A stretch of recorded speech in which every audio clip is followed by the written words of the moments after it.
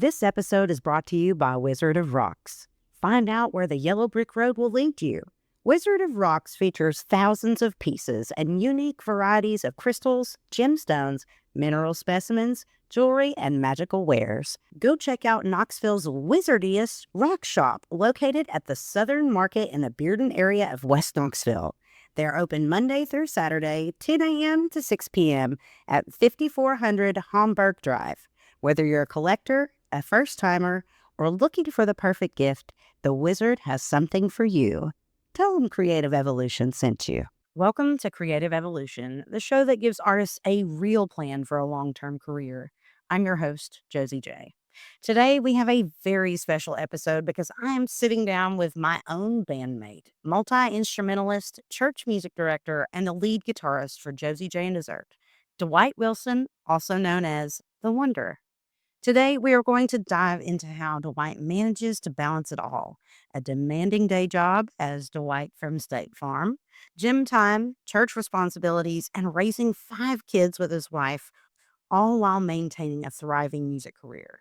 We'll talk about his chaotic first gig with our band, where he was left as the only musician playing chords, and how he focuses on just making it sound good. Dwight also shares his philosophy on the love walk and treating people with respect, why he believes in the 6 P's of preparation, and why you need to stop being your own biggest critic on stage. Remember, questions lead to answers. So keep asking. Let's start the evolution. Can we do it?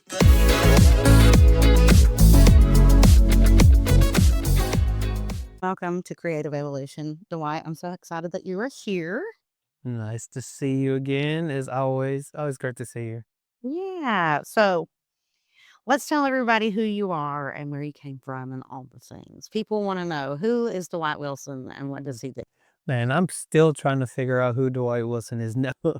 Not even that. Realistically, I feel like Dwight is. It's hard to say who Dwight is now because he's still evolving. But who Dwight's kind of musician. Lived my whole life with music since I was little, kind of being born in church to now. What's led me into who I am. So I guess saying who I am now, Dwight, aka The Wonder. I just consider myself a musician, a fun guy, someone, yeah. Hopefully you guys get to know more about later in this interview. You're a very fun guy. So where did music start for you? Music started for me in church. I know you guys probably hear that from everyone, every musician that ever comes out. There's a lot of truth in that, and it really is kind of the backbone and the emphasis behind what makes me the player I am and the musician I am now. How did you find guitar, or did the guitar find you? I will say I found the guitar, and then the guitar found me. My first time picking up kind of a guitar, I was in elementary school, like 4th or 5th grade. You know, a fun story about it. We have a insurance office, so one of my mom's insurers or policyholders, he taught guitar at a studio called Pick and Grin over off Kingston Pike. I was like, hey, guitar looks cool. Look, really love music, all different types of instruments. Let's try this one. I'm gonna play this. Yeah, look, nothing can stop me. I'm gonna be the best guitar player ever. So I'm young. I'm maybe 9 or 10 years old. I'm go and parents get me a guitar. I'm like, yes, it's great. This black and white Yamaha. My god brother in Alabama actually has it still till today. But so the love for that instrument was there, and I was like, hey, here we go. I'm gonna start playing. I start taking lessons. Went to first lesson. Okay, yeah. Second lesson, this is not what I thought it was gonna be. Said, why do my fingers hurt and why am I here? Like this is, there's no reason this should hurt this bad. I try to keep going with it for a little bit and play in church and kind of say, hey, I eventually, by the time I hit 5th grade, even before middle school got there, the guitar was somewhere in the corner and I was long gone past that, trying to choose something else that didn't hurt as bad. So you play multiple instruments. Tell us what all you play. My first instrument, I feel like a lot of church musicians, was drums. Is everyone kind of get up that, if nothing else, you can at least kind of keep the beat for service. I grew up in a Pentecostal church. So sometimes if nothing else was there, that was what kept everything going, is just literally being the bass drum and the snare. If you could keep those 2 things going, then service could kinda continue to go. So started on drums, then went to guitar or what I wanna say started as guitar, dabbling with guitar, from there, my main instrument that I'm reminded, I just kind of met one of my friends from high school, and then she was like, "Dwight, where's your saxophone? Like, come play. Look, hey." And it was like, "What? What do you mean? I don't even play saxophone anymore." But that was really the instrument that got me truly involved with music and learning. I remember like sixth grade, kind of starting out in band classes and being like, "Hey, you know what? That's what these notes are. I've been around music my whole life, and I can improv and I can make it sound good because hey, that's kind of what we do in church. And yeah, and whether you know what note it is, it didn't matter as long as you could play and make it sound good. So learning kind of that emphasis of notes, and this is time signature. This is what these different keys this is what all this stuff kind of means and what's going on. Really made saxophone my bass instrument because that's when I really kind of learned that music isn't just kind of hearing this, and that. It was, hey, you can actually write this stuff. You can actually come in and see a chart and understand that, hey, this is exactly what that plays. And the same person come behind me and play the same thing. I played saxophone through high school. Well, easily kind of, I don't like being second. I guess the Wonder nickname is true. So Were you first chair? of course, yeah, I always had to sit first chair. So that was kind of now I probably hit my hardest struggles when I got to high school, especially like I didn't march because I always played football. I was the captain of the football team. So everyone else is playing year round and I'm only playing concert band. So I have these other guys who are really technical and they're getting better and better. I'm on saxophone, like struggling because I don't want to be anything but first chair. But yeah, everything is surpassing me. But realistically, it really made me drive to keep going and learn more. So different instruments. Hold on, we can't forget harmonica. Harmonica, everyone's played that in elementary school. I don't want to leave with anybody out. Or record. A recorder, harmonica, all the above. So you play pretty much everything. And I'm still learning different instruments. Of course, from saxophone, you say, hey, let's mess around on piano and see what this does. And now, even to today, I play piano on Sundays. Something I said I wasn't going to do, but I mean, life kind of, like they say, tell God what you're not gonna do, and He'll show you different. Um, Still, like I said, learning different instruments. It's something I've learned to enjoy. Bass guitar kind of came along with the guitar. Find me something else other than the spoons that my mom has been ticklish at, and will make it a sound that sounds good at least. Yeah. So at what point did you figure out that music was more than just something that you loved? Honestly, I wish there was one exact moment, but honestly, it's been a bunch of different moments. It's been the little moments that have been like, "Hey, here we go." When I'm ready to give it up, like I said, I felt like on saxophone, I hit the point where really the transition from saxophone to guitar was one of those that I was like, "Hey, forget this. I'm kind of over this," and that quit just the transition made it to where it was brand new again and made me kind of have that opportunity to learn something new, to have to put emphasis, to have to put time of practice and mind power of learning and trying to master something else. So, Yeah, I like that though. I like that answer. So who were your biggest influences and how have they shaped how you play? I mean, there's so many. I'm scared to say names because it's like, man, you forgot him or him or him. A lot of my biggest influences have been friends and peers. I listen to different music and different stuff, but the people that you see in person, you kind of get to feel the vibe or see what they're doing live is tends to be a little more of an impact for me as opposed to some records. And I do enjoy records and hearing different people, but there's so many like it would be impossible for me to name all of the greats. As far as like gospel, a guy named Jubu is definitely kind of one. Isaiah Sharkey. There's Ooh, man, there's so many. You know what? We won't even go down that road. Just know there's a lot, and mentally, It does. Chris on Kingfish is another kinda, I do love seeing younger musicians because that I feel like as long as I'm watching the younger crowd as I get older, I'll never get lost in what's coming next, and I feel like that, I meet different musicians who get older and they're like, "Hey, I feel like I'm so out of sync," and so forth. So that's kinda what I feel like as even though I'm not that old. No, I'm not that old at all. I'm still in my 30s, guys, I swear. I feel like me listening to those younger musicians is really what's gonna make this music thing, like, timeless for me to where I can continue, no matter what age I get. That's so important to know that we can learn from anybody at any age. Anybody can come along and we can learn something from 'em. Oh, that's it, man. Look, these 10-year-olds who are like, "Hey, what?" Yes, you see them all over social media just tearing it up. Oh, for sure. It's pretty wild to see. And at one time, that was us, just not on social media. Oh, man, social media is crazy, the impact that it's had. I remember, like you said, playing different instruments and why I said I was really more impacted and wanted to learn from different local musicians is because, I started playing at a time when social media wasn't as much out there. Like, yeah, there were videos, but I couldn't just pull up and say, "Hey, what, how does this work? What's the 1, 2, 3, 4, 5, 6, 7? What are these chords and what's a major, minor?" And me just be able to on the spot be able to say, "Hey, this is what it is." No, we had to kind of do the groundwork of listening and saying, "Hey, I think that's kind of what it sounds like," or this. And if you didn't know, you really had to have someone else Yeah. to show you. So if you didn't have those people, if you weren't listening to the next person beside you, then yeah, you couldn't really learn.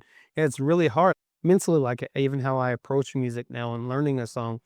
When I was younger and starting, I couldn't go to the soundtrack and say, "Hey, what chord are you playing there?" Yeah. But I can go to my friend and say, "Hey, What chord is this? what chord is that?" Yeah. Oh, that what you played sounds closer to that soundtrack than what I played, or I wanna play that look. So Yes. that's why the community kind of was more my basics, of learning as opposed to being able to say, "Hey, this is Jimi Hendrix. Let me call him and say, hey, hey, Booty Shot, what was that solo like? Will you send me a tab?" Even though I didn't have tabs, I know what that was. Like, "Look, what is that?" Look, so it was great for me to be able to have those peers and have those friends. And I carry those even to today. Yeah. Well, that's beautiful. So tell us about your journey as a musician before Josie J and Dessert. What were you doing and where were you going? Doing, going, I'm still trying to figure that out. Grew up, played through high school, had some great opportunities, especially playing in even just like for Tennessee, like playing in jazz band and or even playing in like county or district and like winning some kind of accolades in saxophone. I got to play with a bunch of different groups. It was fun. Went to school in Chattanooga, so that was my basic kind of introduction into music. Is bigger than Knoxville outside of school stuff. Singing, something I don't usually talk about. My wife loves to laugh and say, "Hey, yeah, no, that's what he done for years." Like, look, so singing was another thing. So I sang in a men's chorus at UTC when I went to college under Dr. Roland Carter. Really phenomenal. Has some really great arrangements. Was a really great guy. His input and his teaching kind of taught me that there's so much more to this. Where you think you're learning, you're just kind of starting that fingernail tip, like you hadn't even got to the hand yet. In that, it made me want to expand. So I started a band with my roommate, Curtis Warner, called Pure Sound in Chattanooga. And we had some opportunities of doing some different stuff. Really great musicians, really great singers. Everyone in the band, without naming everyone, is still singing, doing stuff like we have the one of the singers is in over a really big praise and worship team in Florida now. Curse is still playing saxophone. Just everyone is yet.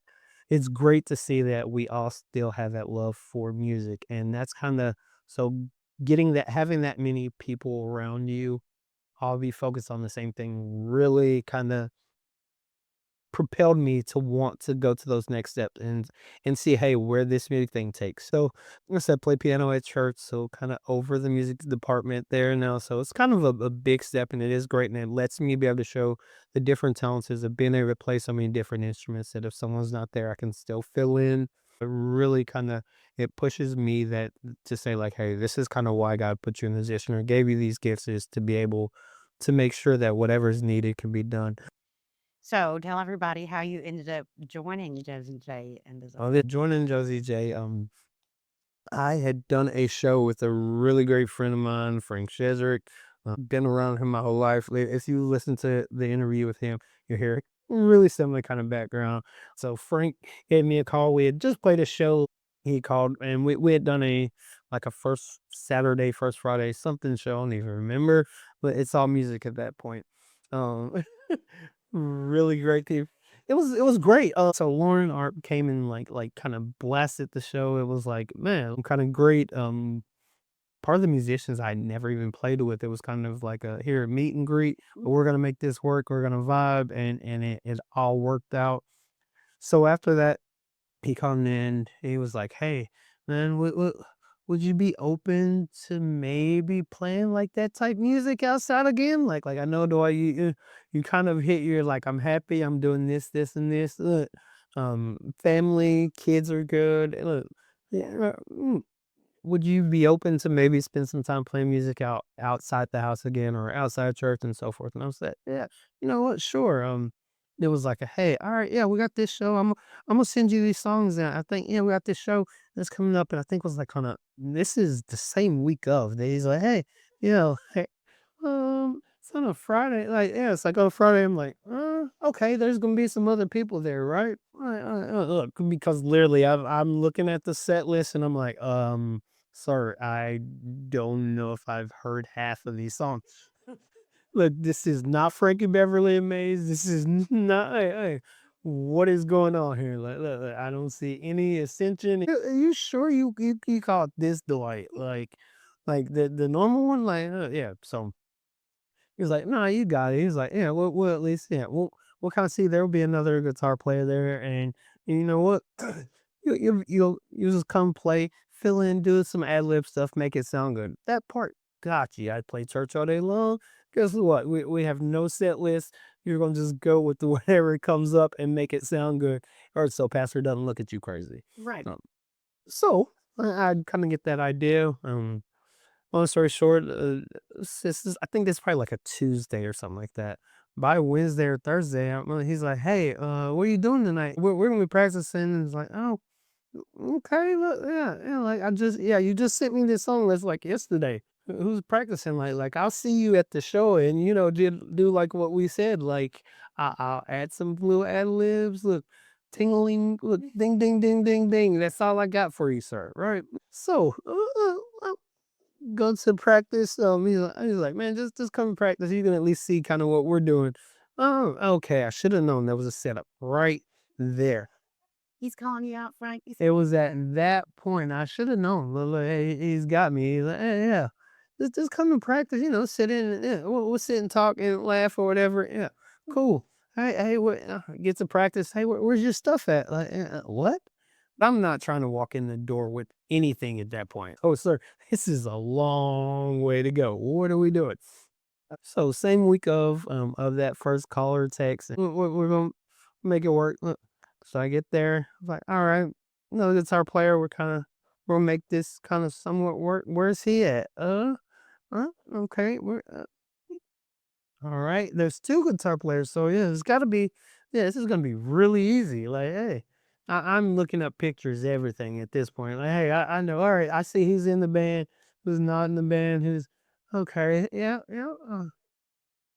The guy who was playing keyboard, is really good friends with the guy who played keyboard at church with me at the time, so I was like, "You know what? Hey, he's gonna be there." We're really great. Yeah, look, I got keyboards, guitars. Hey, everything is gonna be great. Look, I get to do little ad lib stuff. So long story short, I guess obviously with me telling this story, you guys know that yeah, it's something that's not exactly how this show went. That's not how it happened, not as we had planned it. Well, I mean, don't get me wrong, the show went great. The vibe, everything was great. But we get there, we'll say one of the people happened to be sick. Yes. So One was sick and one didn't show.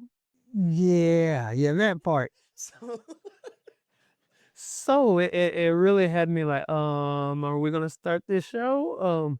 And where's the key? Oh, the keyboard player. He's out of town driving a truck. Yeah, he was driving a truck then.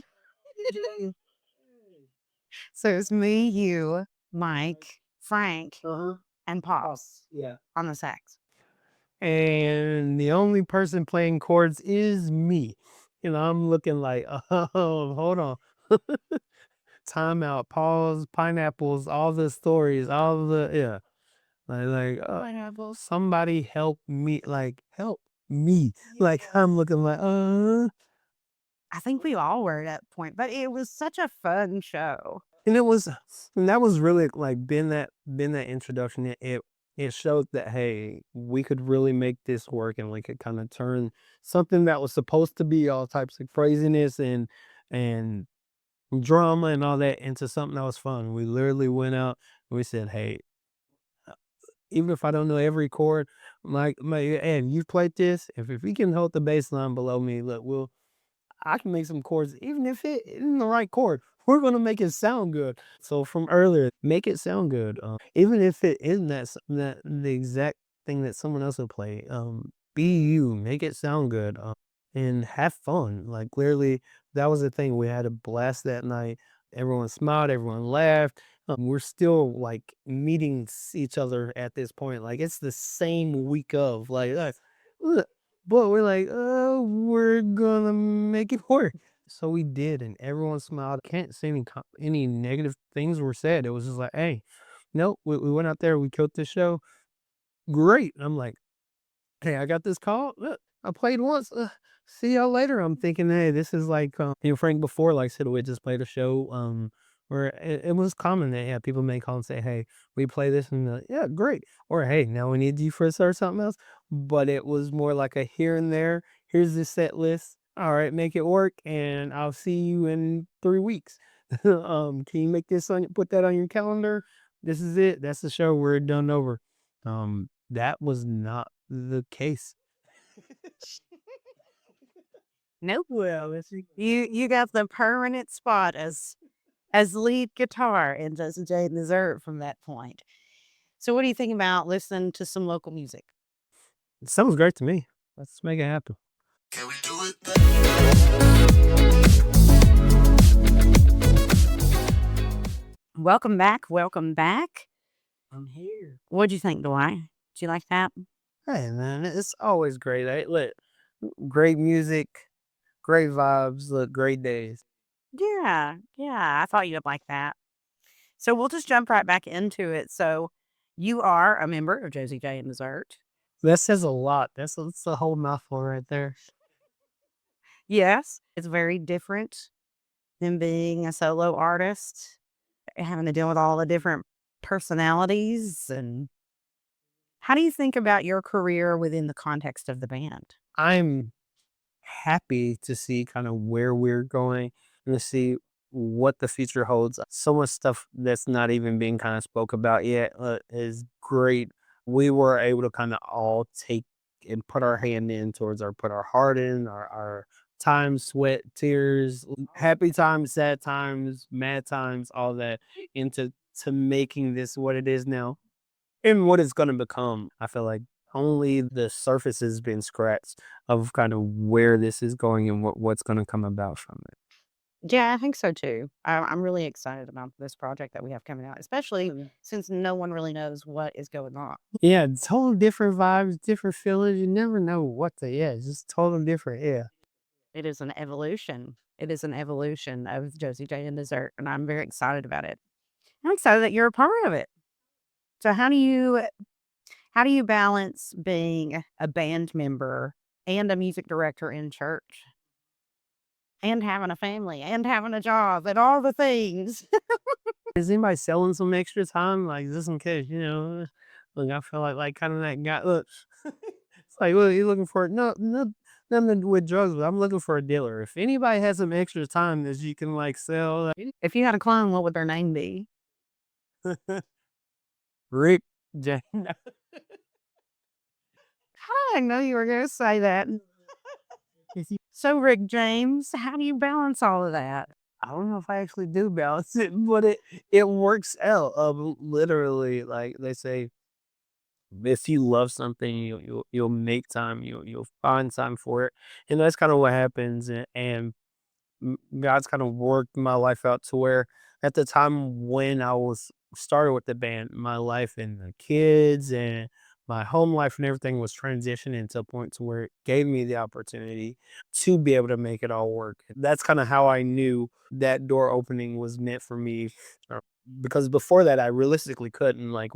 A little bit about me. So, loving wife, and then we have 5 kids. So, having 5 kids, and when they were little, everyone playing sports, my time was very given to them. If I wasn't at their games, I was coaching their games or coaching little league for some other kids.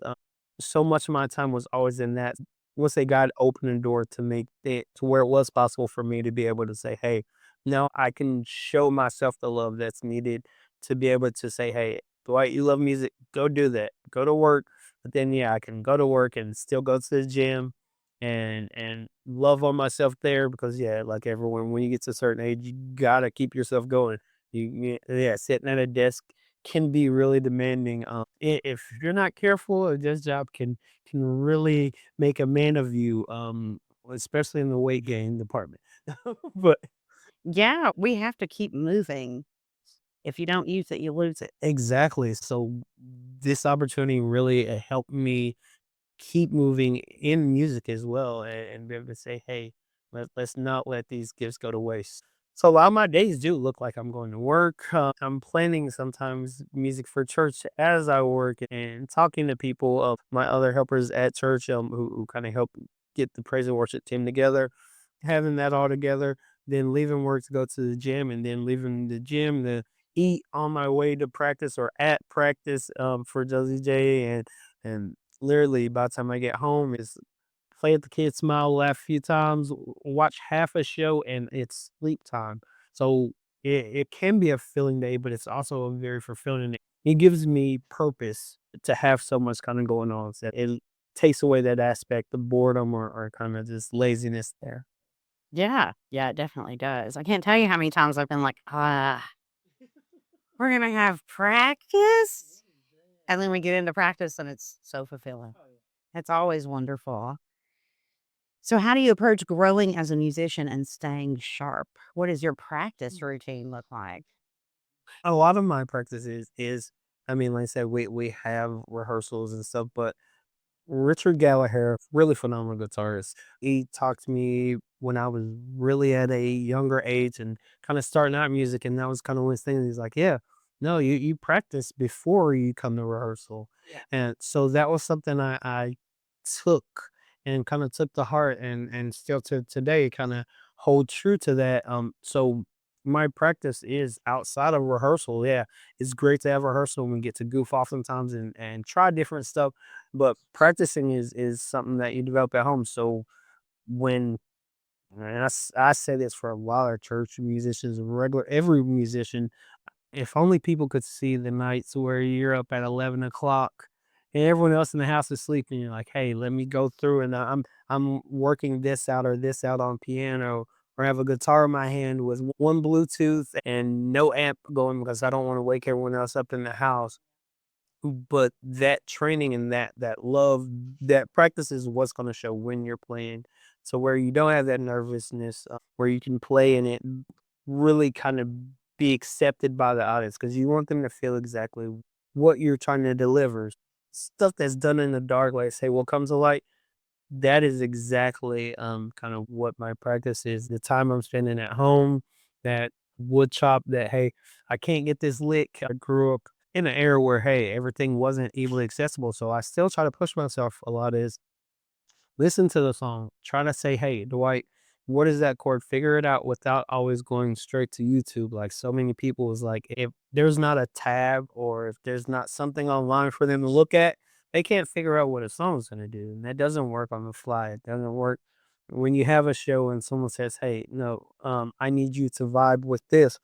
You can't always depend on guitar tabs or something else to be or Chordify to be able to find and show you chords to play.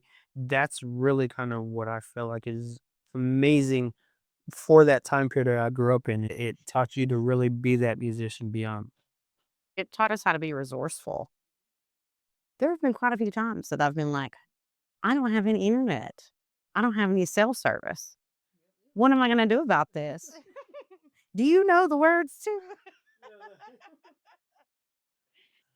I'll not be up there saying watermelon, watermelon. There have been so many times I've been like, oh my gosh, do I know the words? But luckily, with all the time that we have spent practicing and rehearsing and all of that, for the most part, I've got it. There are a few that have some nonsense lyrics.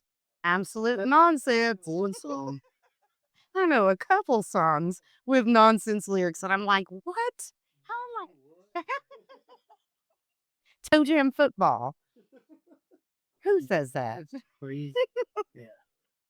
So, what is something about the business side of music that nobody talks about enough? When we say business, usually a lot of people think strictly finances. So I'm not going to base it just on that. But speaking like some friends who are in kind of some bigger positions, it allows them to view music differently, business wise, because the constraints aren't the same. And me, in that same aspect, I work a normal job as well, which is makes it to where I'm not banking on, "Hey, if I don't make this next gig, I'm not gonna eat tonight." Yeah. So that can make business-wise, my mind frame totally different. The business side that people don't talk about is that it's a mentality, that mentality of, "Hey, me loving music enough to where I do it outside, even though I don't have to, as a way of income." And don't get me wrong, it subsidizes my income, and it makes to where life is comfortable. But it allows me to really show my passion for it as opposed to someone who's just, hey, I have to do everything I can to where it's almost a fight or flight mode just for every gig. It can create a job aspect as instead of the business love for it. We've both seen that multiple times, not just within our own circle, but outside our circle too. Oh, for sure, for sure. Yeah, business wise, music is gonna be music. Just being honest, and there's the good, bad, and ugly of it. I can't name one musician who can't tell you a horror story. From and it starts from the show. Look, not even just us. From booking agents to, yeah, everyone has their story. Promoters, venues, yeah. So bar owners, restaurant, everyone has a story, and it's totally different. It's the business side is getting to the point where we can all hopefully relate and not sympathize, but empathize with what other people are going through to where everything works fluidly. So many people, business wise, can't do that now. All they see is me, mine, me, myself, and my, and it creates a disruption. Mm, my word for the day is love walk.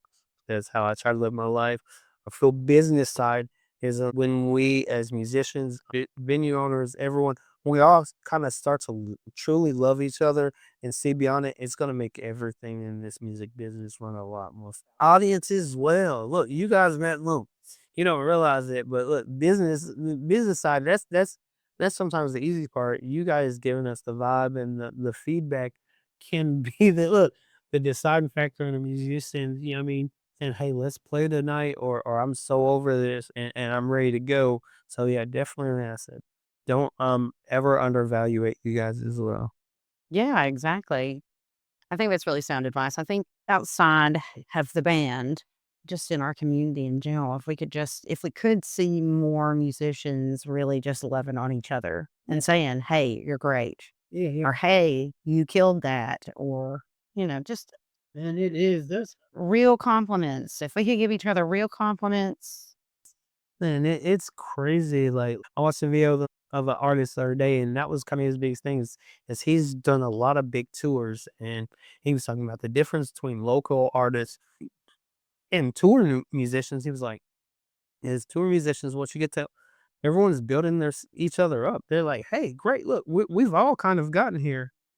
Local is so easy for everyone to kind of feel like I gotta call this person down so I can get this show, or call this person down so I, or everyone, it feels like they're all fighting over these same shows. So I, music wise, I'll go ahead and tell you, a lot of stuff I don't always take just because I don't want to feel like I'm in that battle where I'm just, hey, I'm having to pull someone else down to get something. That's not the person. That's not my love walk. That's not how I ever want to live. And I wish so many more people seen that. Like that, hey, guess what? What's for me is gonna come from me, and I can tell this guy how great he played on a show and still be called for a next show. There's enough venues around town. There's enough to where that whoever that person you think is the best musician in town, guess what? They can only play one show at a time. Yeah. They can be at one venue at a time. So if there's 20 shows in town, guess what? He can't play them all. Look, learn. Exactly Look, right. so I say to you again, you're good.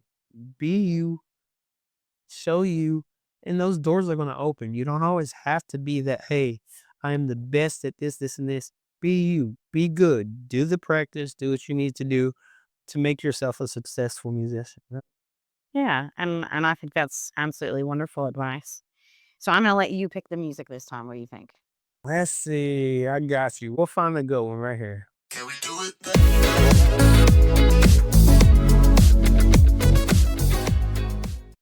Thank you so much for picking that. I loved it. Great, great. Well, see, look, open our eyes, seeing some new music. It's always great. It's always wonderful to expand our mind, evolve a little bit more. So we'll talk about your mindset now.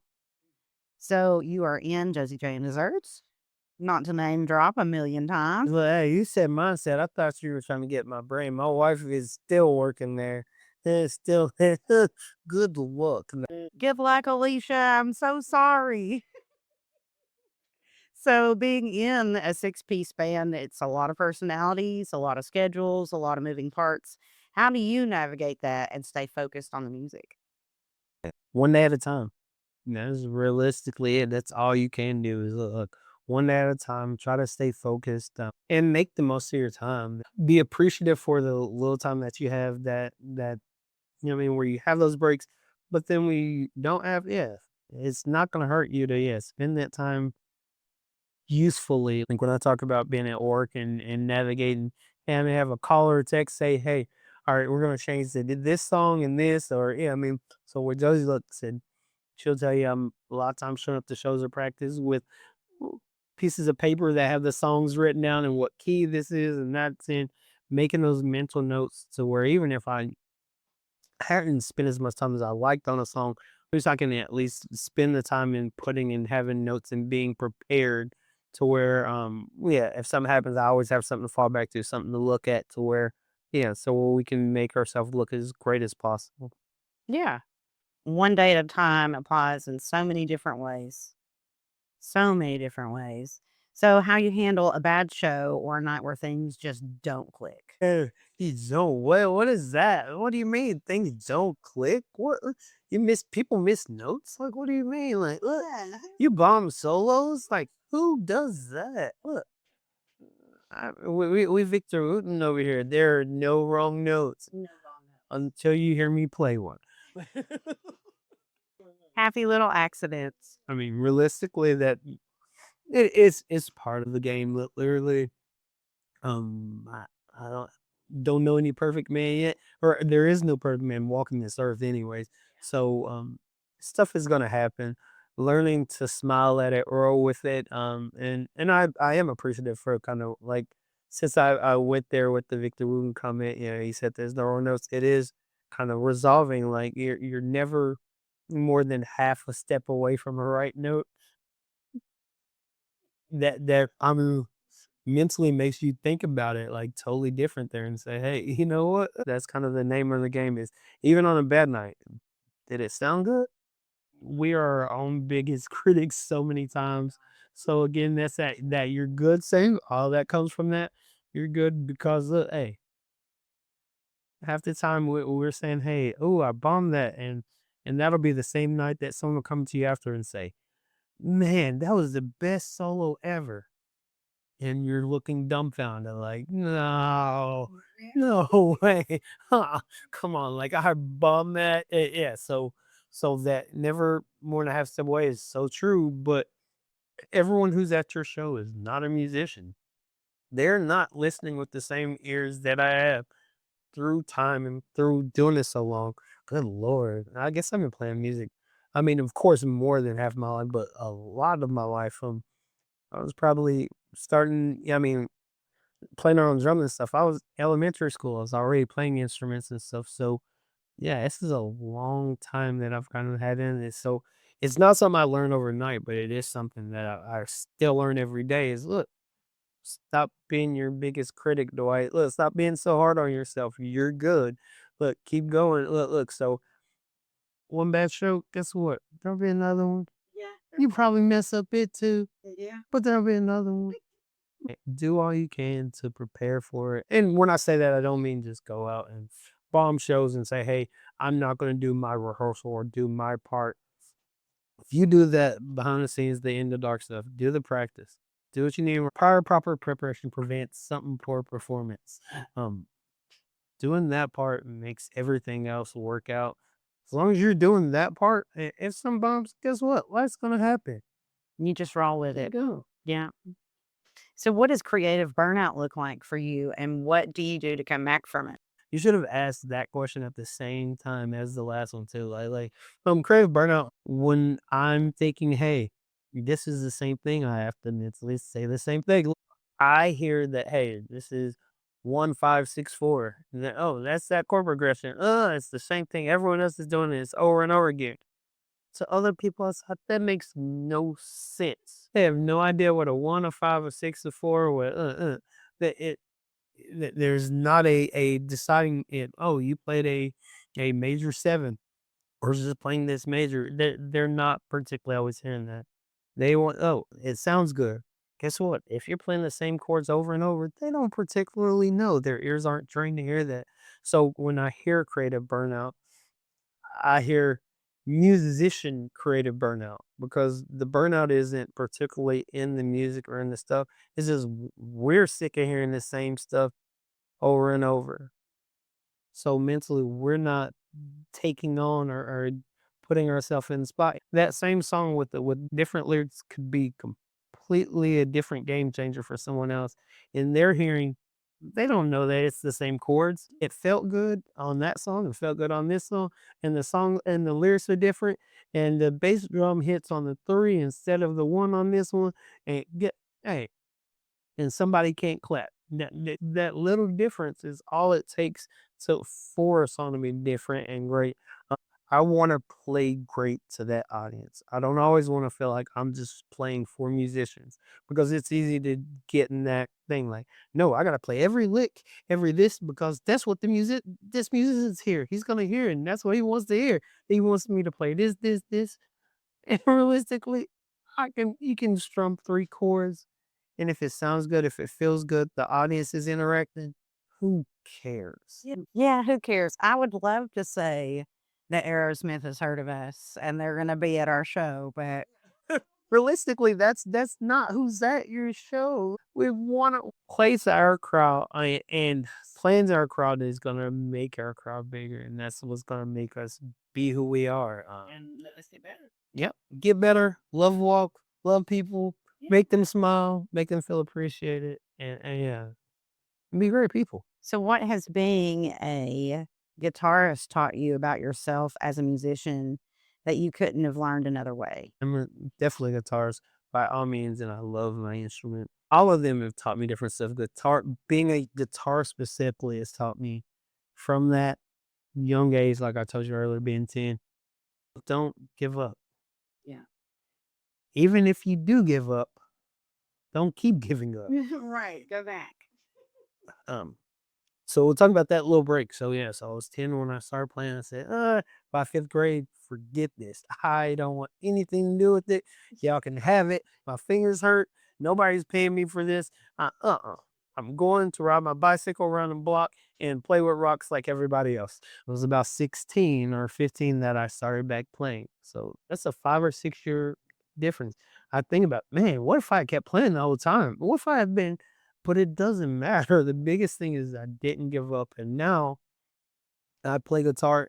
I don't even think about my fingers hurting. Like the calluses is built up to where I don't even, it's not even a thought. And I've played long, we've played 4 or 5 hour shows and I'm still like, oh yeah, someone else look can come in that first day and hold a chord for 3 seconds and be hurting. Don't give up. Life will teach you those lessons that as long as you don't give up, you will build callus that'll get you through to where the same feelings of hurt that you feel, you may not feel that next day. So that same 10-year-old, I wish I could tell him, look where you are now. I'm picking up that every instrument has its own little lesson that it can teach people. Oh yeah, look. Drums, sticks are expensive now. That's what I pick up now. As I get older. I grew up like playing like sticks are cheap. Like literally, played my heart out and literally would bang and play around. We had a really great drummer at the church I grew up in. And he's in Nashville now, still been really great. We're not even gonna say names. But yeah, he's phenomenal. He's a tour musician. He's been in Africa, different places. And I remember just sitting back. When we couldn't play, we used to just have to beat on the seats and watch him play. So we all had sticks. I say the sticks are expensive because I found on drums. I could play my heart. I could give all the energy I had in playing and beating drums and break sticks and do all this stuff. Now, as I'm older, I think differently. So I say, hey, bro, look, I see dollar signs snap every time I break a stick now. So yeah. So you see me on drums, even like at one of Josie's. And look, I don't hit as hard as I used to because it's expensive. Look, yeah, like, hey, come on, let's make this. We got to make the most of this. Yes, we do. So, what do you think most emerging musicians get wrong about building a sustainable career? I always want to push every musician to follow your passion, make the most out of it. Be that, hey, you know what? I'm gonna make this my job, and I'm gonna continue. But I've realized being around so many musicians and so forth, a lot of them still have normal jobs. I went to the gym at practice or before practice yesterday, and I seen a really great drummer that I played with at Knoxville Opera Gospel Choir and some different stuff, and he plays around. He's playing all the time. Guess what? He was working. Oh, wait, doesn't it doesn't take away from you being a musician, being providing or opening those doors. I thought for sure, like, no, that's the whole end game is everyone has to be a touring musician and everyone has to, that's all you can do. And granted, God will open doors and make stuff to where it happens if you want. But don't feel defeated because you're not there now. We're in social media age, so there's a lot of musicians, there's a lot of stuff online, and plenty of them will tell you. I watched the guy. He said, he said what you don't see is like, how do you go from this to this? And you see him on this stage, and he's playing in front of like 20,000 people, and then he's like, the tour ended that next week, and it was like right back to normal. And he's like eating normal food. And he's like, hey, what am I gonna do next? It's so easy to get caught up in the thought that, hey, everyone is constantly touring all year long. That's all they do is they tour and they do this. And every musician you see is all doing that. And it's not true. That's not true at all. It's not. And when you get to the point where you are touring, like it takes so much work to get there. Oh yeah. And you're right. Don't, kids, it doesn't happen overnight. This is, have you ever seen the movie Rockstar with Mark Wahlberg and Jennifer Aniston? Uh-huh. So the whole premise of the movie is he is this huge fan of this big band in the 80s, and he plays in a cover band. Oh. Well, the lead singer quits the band and he gets the job because some of the band members saw him perform. Hey, yeah. Dream, right? Absolute dream. So it just goes from him being in this little cover band into being into the band he wanted to be. Exactly. But if he had given up in that cover band by saying, hey, guess what? I'm not playing in front of these thousands of people. they would have never got to see him. We would have never had that opportunity. So sometimes it is just keep on trucking the little engine that could. Hey, I say that to say I've had a lot of really great opportunities and stuff that I'm appreciative for. Even being the person I am, even still working a regular job, I've still been able to and still go on tour. Even when Josie sitting across the table from me, look, we've got some fun places. We've done Daytona, we've done bike weekend. I still have people asking all the time, like, "Hey, and people that you would think don't even see you. Yeah. They're like, "Hey, why don't y'all do or why don't y'all do the bike week over here? Or why don't they bring you guys to Myrtle Beach? Because that would be," and so little stuff like that is crazy, the impact that when you think no one's looking. Yeah. You think no one's looking and they're watching the whole time. Yeah, literally so from Daytona, Mississippi, Texas with you. Man, it's like some of the first times, Mississippi was yeah. fun. Oh yeah, we had a blast. Look, sleeping beside the water, look, laughing, smiling, goofing off all night. And we actually had a break before we had to go to Texas. Oh yeah, So that was Texas heat is Oh, heat prepared. brutal. Brutal, especially on that bus. When we were almost where were we going? Port Aransas, Texas. No, I know. Corpus Christi, wherever we were going down there, someone cut the heat on and did not cut it off. Like I don't know what was going on. I think that was God that turned Oh, the heat on. yeah. I think it was God that turned the heat on.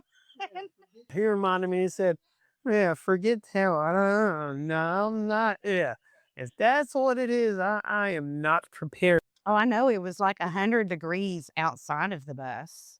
Oh yeah. And then there we were in our bus with no air.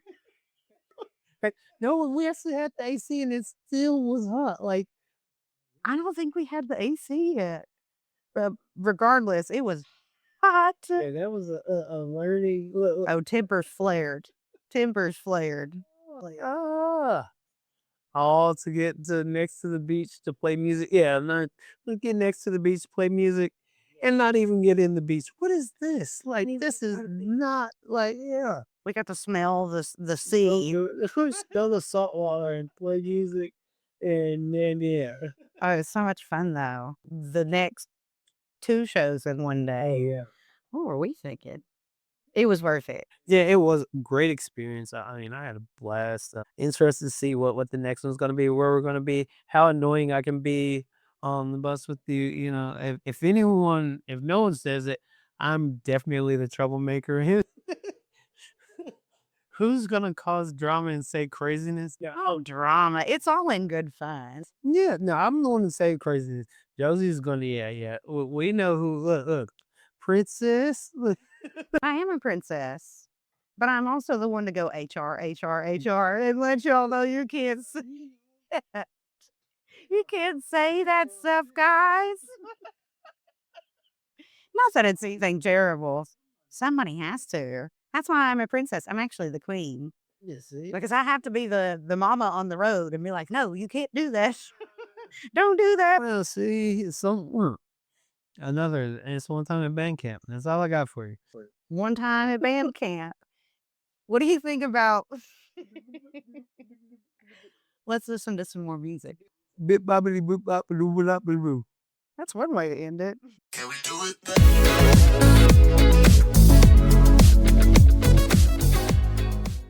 All right, we're back. We are back. I That's put on my right. white voice for you. So, Dwight, I'm so incredibly thankful and grateful that you're here and that you've done this interview with me and you've shared part of your story and your journey and what you think it is to be an independent artist and guitarist, part of a collective. So I would like to repay you by putting you in the hot seat. So for those of you Pants. Hot pants. You got those hot pants. I ain't wearing no hot pants, bro. No leather pants. You can put me in the hot seat, but I ain't putting no leather hot pants. pants. Yeah, No. I got some you can wear while you're in the hot seat if you like. I said Rick James, but I didn't say I'm wearing hot pants. I mean, man, come on now, man. So, for those of you who do not know, the hot seat is a this or that or short answer game that we play where I ask the questions and my guest answers as quickly as humanly This is gonna be possible. interesting. I didn't even know that. Look, I mean, you should have gave me a heads up. Like, can we do a trial round practice? If Fred has been listening, I listened to the beginning of it. Y'all gotta listen to this. See, she got me. guitar or drums, Guitar, electric or acoustic, electric, neo soul or another genre, neo soul, studio or stage, stage, rehearsal or performance, performance, playing in a band or solo, band, Knoxville or anywhere else in the world.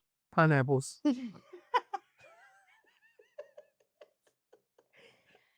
Small, intimate venue or massive festival. Both. Massive festival. Writing original music or performing covers. Original. Morning rehearsal or late night session. In between. The or. Late night, but not too late. Yeah. Not too late. Got able to work in the morning, man. One legendary show or 100 solid ones. 100 solid. The guitarist who inspires you the most. Jonathan Dubose. And when you guys see his facial expressions, I'm not brave enough to do that on stage. But yeah, Pastor Jonathan Dubose is The song you wish you had written. just the two of us. Because simple, easy. Man, it's crazy how big it was. Yeah. Right? What is one thing most people don't know about you? I am actually kind of an introvert as much extrovert as I give a lot of time, like my dad. And it took me getting older to realize and I wouldn't concept. Yeah, we'll talk about it. Anxiety. Yeah. Yeah, we talk about look. So yeah, I'm definitely definitely the introvert, and sometimes being in like having a lot of sounds and different stuff, or being in big stages, it can like. But I've just learned to deal with it, because I know kind of the destiny that God has for me. So at the end of the day, I'm trusting that hey, this is all gonna work out how it's supposed to, and that is kind of the driving force. But if it wasn't for that, literally, I'm a tourist. I can eat the same thing over and over. Give me a good steak, medium rare, please. The only way. Yeah, see, I mean, but I'm really simple in a lot of things, and I can eat the same thing. I can do the same thing over and over, and it's okay. And that's probably propelled me as a musician too. That yeah, I'm okay with doing the same things and getting better at it. Yeah. Yeah. What is the single most important piece of advice that you would like to give to our listeners or any independent artist who's trying to build a long term creative career? Hmm. Again, like I said, it has nothing to do with music, and this is literally for every artist who's trying to uh, love walk, love people, be a good person. I mean, literally, when you walk your love walk, that's gonna. It doesn't have just to do with loving people. When I say love walk, I mean love people enough to where, hey, guess what? I love Josie. I love the band members that are with me. So I'm gonna do the practice. I'm gonna do that behind the scenes stuff to make sure that I'm prepared for the show, that I'll make sure I'm prepared for rehearsal because I love you guys enough that it shows. So it goes from there. It goes from how I treat people at the shows, everyone in the audience, goes from everything. If you can walk a love walk, it's beneath you the places that you can go. Yeah, absolutely. Where can people find you? Oh, at work. No State Farm plugs here. Everyone always like Jake from State Farm. It'll be the Wonder from State Farm. Look, guitar from State Farm. State Farm picked up on that. Look, if you laugh and you guys literally pick me up to be the guitar playing insurance agent, I'm gonna die laughing at this interview later. But where you can find me, literally, you can find me. You can find me on Facebook. You can find me on Instagram. Most probably two easiest places to find me. Send me a friend request. I will probably accept it. And if you're a normal person, now if you look like a bot, I swear I'm hitting deny ASAP. But yeah, if you're a real person, you have friends, you have actual profile, you're normal, you're not gonna send me random crazy messages Or random pictures? yeah. So then Yeah, you got that a lot more than me. You send me crazy pictures. You know what? We may laugh at them in practice. So We probably will. yeah. We probably will. But realistically, yeah, you can find me online. You can see me in person. Come to one of Josie J and Dessert shows. Find me at church. You can find me a few different places. If you really just want to, yeah, send me a message and say, "Hey, Dwight, what's your schedule look like this month?" I'll shoot you something and let you know. Yeah, absolutely. Don't be afraid to reach out. We are here to talk about it. We are here to grow Dance together. about it, To dance about it too. talk about it, all that. That's exactly right. Anything else you want to say before we go? Love on somebody. Carnes High School, thank y'all. No, that's where I get this country voice from. Yeah. I should have really I could have really went all the way there for this show, but they didn't want to let me. Who was it talking about? Go down yonder, down to the holler over there, and we'll talk. Yeah, yeah. People would have no idea who I am or look like. But yeah, yeah. Thank you. All love, man. Thank you for having me. Thanks for your time, smiles. Thank y'all for listening, man. Thank you all so much for listening. Dwight, thank you so much for being here, sharing your story, and bringing your incredible energy to my home today. So, we learned that having a day job doesn't diminish your identity as an artist, and that doing the hard work in rehearsal allows you to roll with the punches and embrace mistakes on stage. As Dwight reminded us today, you're never more than half step away from a right note. Most importantly, we learned that walking the love walk, genuinely loving people and making them smile, makes the business side of music run so much smoother. You can find Dwight on Facebook and Instagram at church or by catching him live on stage with me and Josie J and Dessert. Huge shout out to the independent artists featured in this week's episode: Lauren Oxford, Liv Noel, and Serena. Be sure to check out our show notes for all the links. Building a long term career is not magic, it's about discipline, thoughtful planning, and the courage to reinvent. Take a moment today and choose one area in your career where you will commit to becoming rock star good. Remember, questions always lead to answers, so keep asking. I'm Josie J, and until next week, your time to evolve starts right now. Can we do it?